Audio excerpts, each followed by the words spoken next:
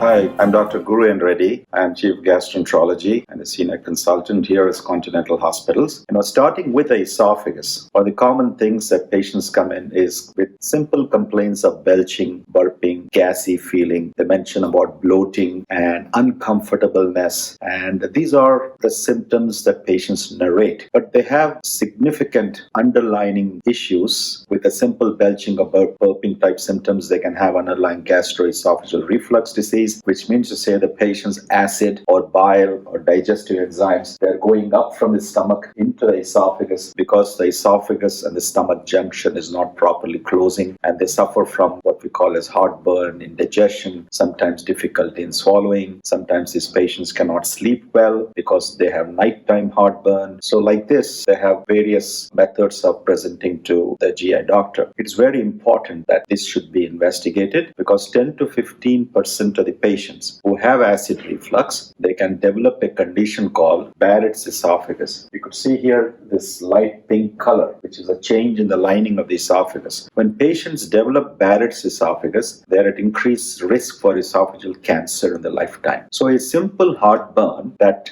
recurs in a patient should not be ignored and should be consulted and should be diagnosed by the GI specialist, and making sure that they don't have an underlying Barrett's and participate in a preventive medicine therapy so that in the future they don't develop any complications. Now, apart from the heartburn, indigestion, as we age, people can also have cancers of the esophagus, which sometimes can present with difficulty in swallowing of solid foods or sometimes liquids. Apart from cancers, they can develop a variety of narrowing in the esophagus. So the esophageal diseases are very common. Quite often patients don't see the doctors at an early stage. So any symptom that is alarming, which I just described, should draw your attention to see your consultant.